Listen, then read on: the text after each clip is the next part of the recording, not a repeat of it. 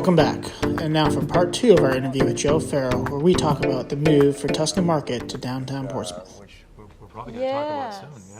Yeah, let's talk about That project. Let's talk about it. That project. So a couple months ago, Yes. You purchased the Breaking New Grounds location in Market Square. I did.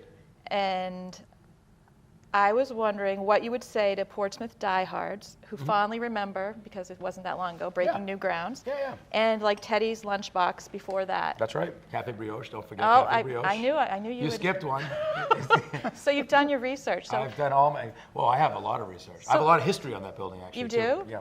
So what is to come, and what would you say to people about the future? So interestingly enough, I guess I wasn't prepared, for some of the feedback, which is fine. Look, it's fine. It's I get it. It's change. I remember when Cafe Brioche was there and McAvony moved his operation, to Market Square. It was a big uproar about that, and look at what a wonderful run Matt had.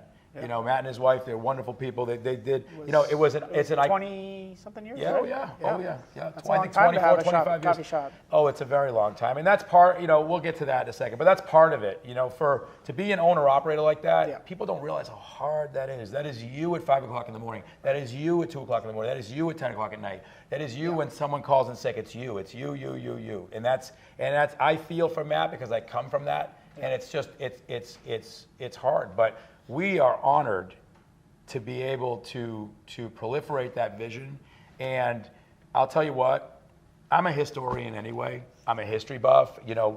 So the contractors today, this morning, actually, I was there, and the contractors, they found I believe it's called the Soldiers, what is it called? The Soldiers Tribune it's a Portsmouth newspaper. It's from 1801. Really? Wow. It's from 1801, and there's a bunch of old yellow newspapers up in the attic. It's unbelievable. Awesome. Wow. And we're framing them, and I also was able to connect with the folks at the Athenaeum and Strawberry Bank, and there's a lot of history on this building, and we uncovered. So we took all the sheetrock down. It's all brick and all timber, and the vision is to create this kind of 1920s storefront. And it's very much a Tuscan Market cafe, so it's very much yes, we will serve coffee. I know that was I know. My brother told me to ask that. I didn't even know that was in jeopardy. We're serving. It was never in jeopardy. Oh, okay. We're serving coffee, espresso, macchiato, americano, cappuccino, every possible coffee drink that you can imagine. Can we sit on the sidewalk? Coffee. You could sit on the sidewalk. You could sit inside. Okay, nice. You could sit with me if you like. Whatever. It's very much the Tuscan Market in Salem is exactly that. It is an Italian market cafe, and people come in and they have gelato, which we make from scratch, by the way. Gelato is super. It's delicious. Yeah. I love the salted caramel. So you can have a cannoli, you can have a gelato, you can have a panini, you could have a little bit of orecchiette with some broccolini and salsiccia, some sausage. It's just a really casual, fun environment. Come, hang out for the day, sit outside, have a coffee, have an espresso, have a glass of wine, whatever you want to do. We will honor the tradition that was there before, and we are proud to actually be a part of preserving that historic icon, that landmark, right on Market Square. I mean, it's a really, I'm. What's funny? It's by square footage. It's probably the smallest project that we have going on right now. But from a passion standpoint, it's the biggest because I hope you come and visit because I've got these big timbers and there was a fire in that building. Okay, Do you have the whole building? Oh yeah. Oh yeah. There was a fire in that building in the early 1900s. Okay, and that structure is so robust. These giant timbers. That believe it or not, steel will melt and warp and fall down before those giant timbers will fail. Wow. So when I pulled the ceiling down, all these timbers are charred and the bricks were charred. So we sandblasted the brick inside. We sanded down the timbers. What my vision is this really cool kind of Italian cafe and this brick and there's historic pictures, and you're listening to jazz, and there's timbers, and just a cool vibe, and that's for I think it's going to fit well, and I honestly think that look, I get it, people people worry about change. People, Sure. and I, all I could say is this, you know, our passion for hospitality, our passion to please, our warm, inviting, you know, ambiance. I will speak with actions versus words, you know, and I've always done that. I mean, it's kind of crazy. The other day I woke up and realized that I've been in business since 1991, which is actually like 28 years. Yeah, we were on 28 years, something like that. But you know what? This is just another. The road twists and turns, and this is just another turn, you know. And we're just gonna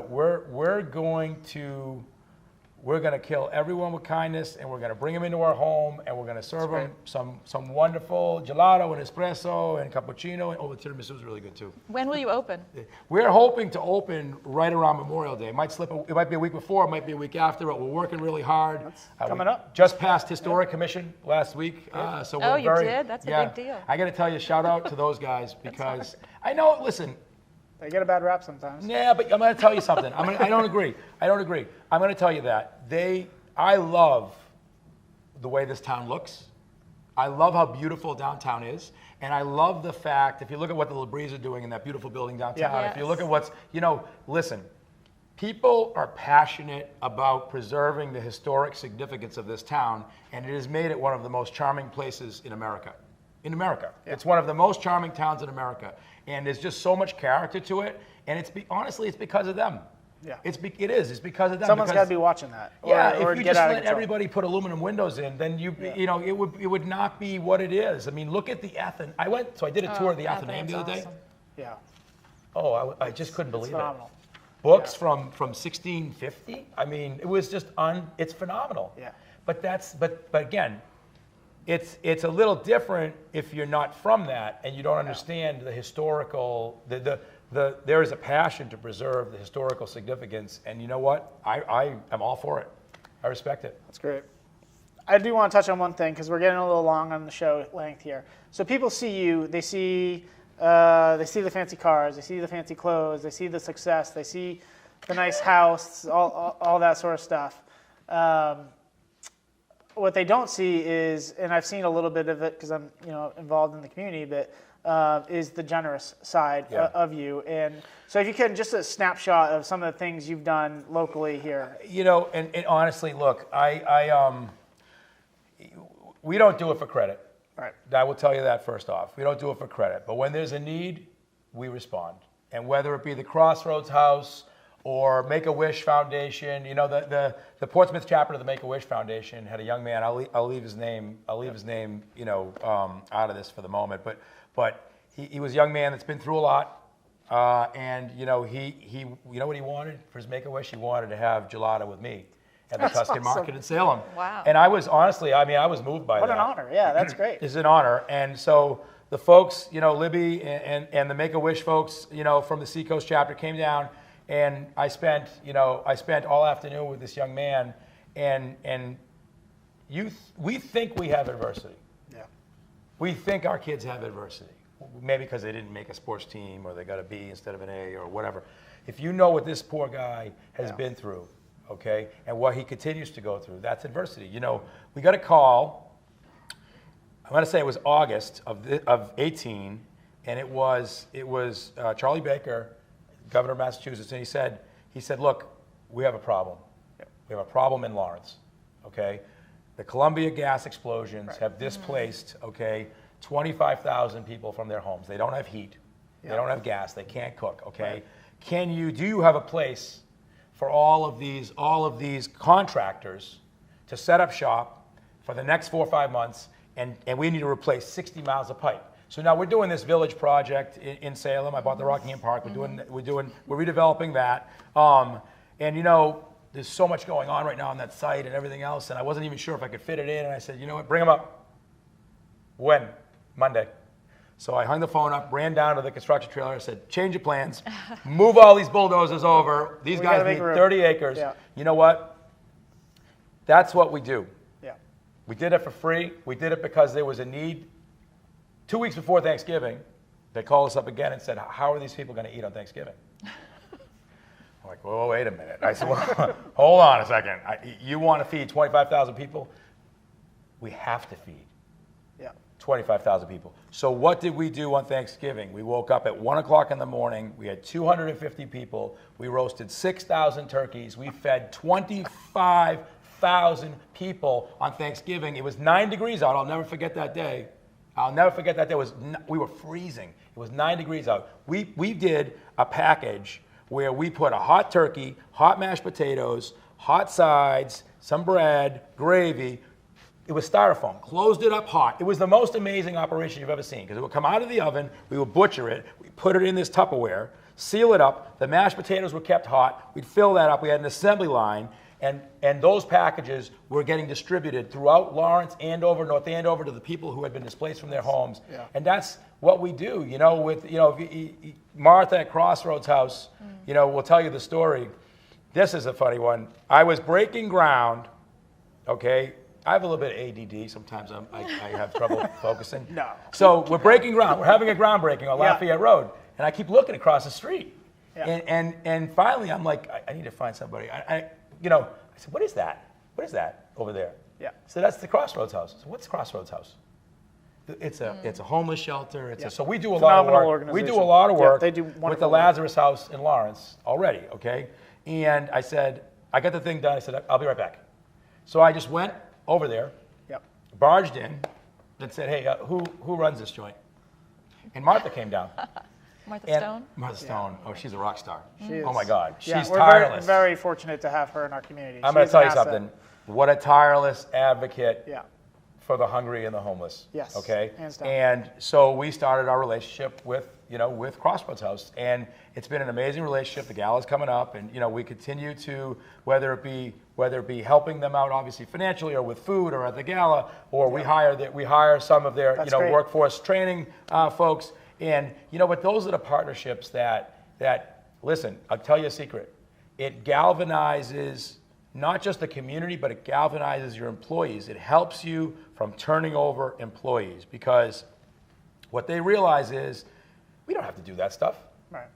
Life is hard already. Work is hard. I mean, listen, we pick the toughest business there is, right? So to do that stuff is to go over and above. And now you're actually, that's now a part-time job on top of your full-time job. But I will tell you that part-time job is the most gratifying part of your full-time job. And it keeps you, Christmas time. Last year we bought 5,000 Christmas gifts. Crossroads House, Lazarus House, Salem Boys and Girls Club, Lawrence Boys and Girls Club, South Boston Boys and Girls Club, Woburn Boys and Girls Club. And you know what? I'm a simple guy. It's hungry, homeless kids. Yeah. Hungry, homeless kids. Those are that's what I do. That's my, it breaks my heart to see a kid go through a challenge that was not created by that kid. Right. Through no fault of their own. And they have to fight through that adversity now. So you know what? If what I say, and sometimes I'm a little bullish with other people of means, and say, well, you know what? If you can do it and you don't, shame on you. Good for you. If you can do it and you do, good for you.